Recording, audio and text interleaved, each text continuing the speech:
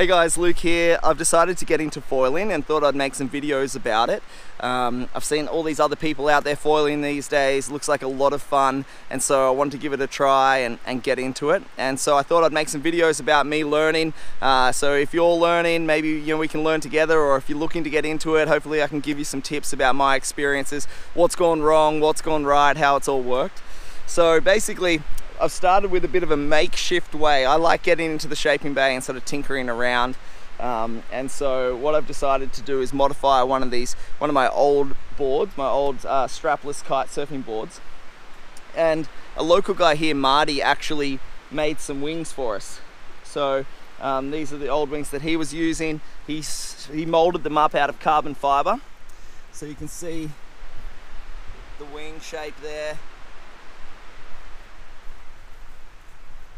And then what we did was we actually made a fuselage out of aluminium, and then I ordered some masts, and so I ordered the school mast set, which gives you 3 mast lengths along with the base plate.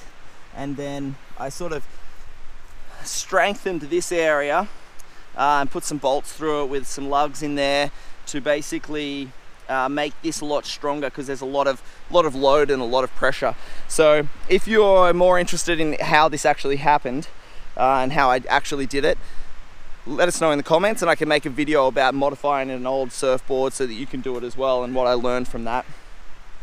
The masts, you can see that I've set it up with a 24-inch, and so the smallest mast that comes in that set is 15 inches, and that's good just for the very start, supposedly. But a lot of people have told me that really it's the 24-inch one that's going to help the most, because it gets you high enough that you're not hitting chop, and as long as you're not scared, right? If it's less scary to use the short mast, but as long as you're not scared, then you start with the 24, and you'll find that that's going to make it easier, supposedly. So basically, I've done about a 20-minute, half an hour lesson with a guy, James, our mate in the Dominican Republic. He gave us a lot of really good pointers about how to stand and how to start and things like that. And so by the end of that sort of 20 minutes, I was like getting boosted out of the water and like really uncomfortably riding and foiling sometimes.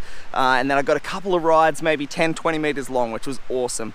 And then the other day, we got this board out behind a boat. So this exact setup as is, first time on the water for it. We took it behind the boat, and that was really fun as well. I was probably on the water for maybe 15-20 minutes, and same deal, really started to feel like more stable when I was flying.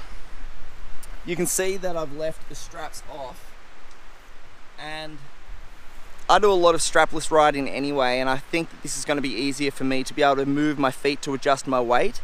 So that's sort of the reason for that. And I think it's good to go. The only other thing is I'm waiting on these bolts to come in. So basically, I've just got some basic bolts in there, which isn't great. But right now, we're down in Canada, or up in Canada, I should say. We're at an amazing location. You can see big rainforest, and it's a lake that works on thermal breeze, so when it's hot inland, just rips down this lake like there's a big fan at the end of the lake. So it's a perfect place to learn all sorts of things kiteboarding, because the wind's so smooth and it's such a nice location. So you can see here,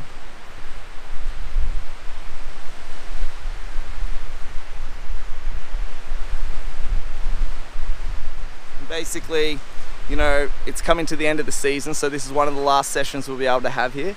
But really excited to get out here. The wind's already come up, so I'm going to probably use my 8-meter. Everyone that I've talked to says that while foiling's sort of known for light wind riding, you can get out there when it's light.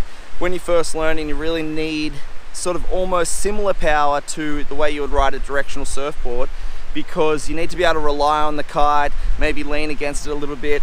If you ride downwind a little bit at it, you don't want it to fall out of the sky and things like that while you're getting your basic technique. So I'm going to use this nice smooth wind here today, probably on the 8-meter. I was hoping it would come up a little slower, but it's already up. So anyway, all we can do is get out there and try. I'm going to take you along for my very first ride with the GoPro with me. So we'll see how it goes. Okay, so we're ready to go. The wind sort of dropped off a little bit. I went out on just my surfboard for a bit. So I've kept it on the 9.5 meter Roam. So this is the Ocean Rodeo wave kite, so that's said to be better for foiling, is these sort of kites that sit a little bit further back in the wind window.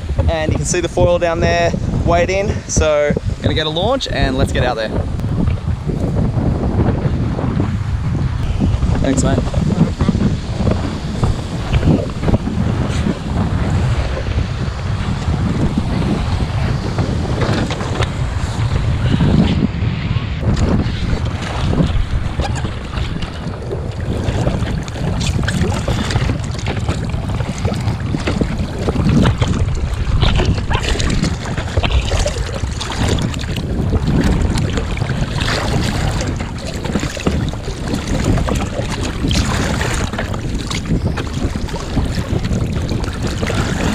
All right,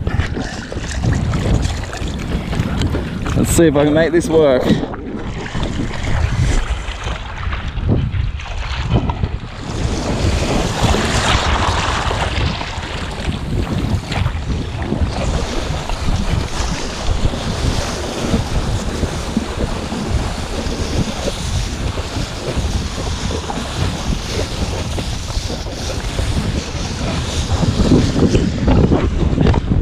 Whoa. Woo.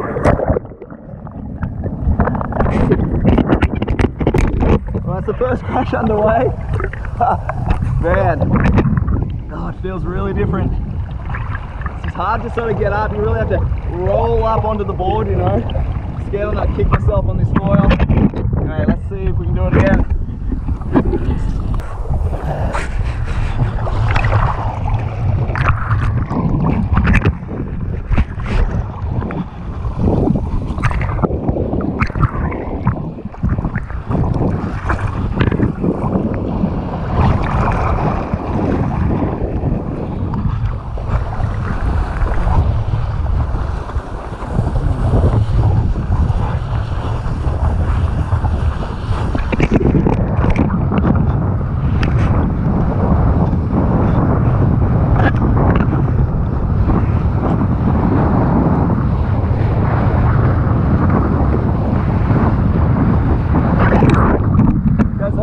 I'm just trying to taxi along, trying to keep my kite nice and slow. I might pick up speed.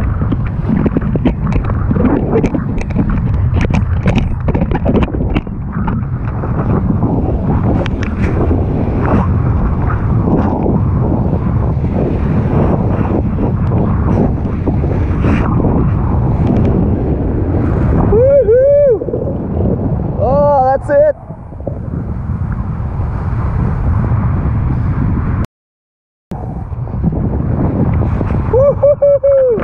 There we go. I don't know if you can see that on the camera, but I was flying for a second there. Let's try again.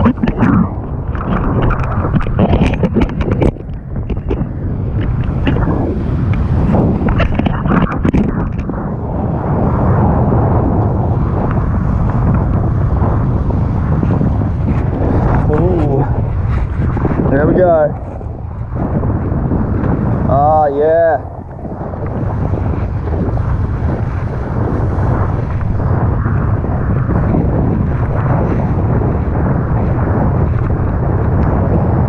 Ah.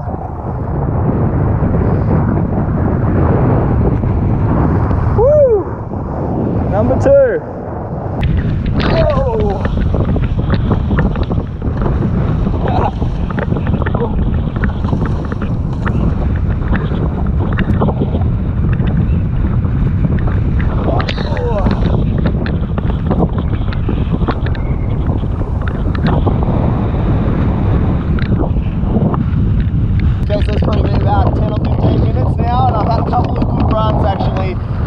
It's been sweet, so let's put it in the chest here and see if we can get a good one on film.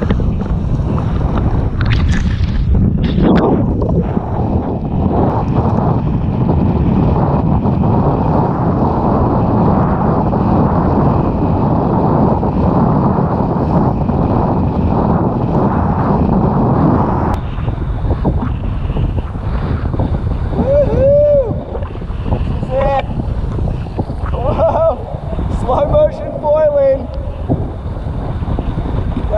watching, guys. My battery's about to die, so I'll make another video about what I learned here and hopefully give you some tips. See you then.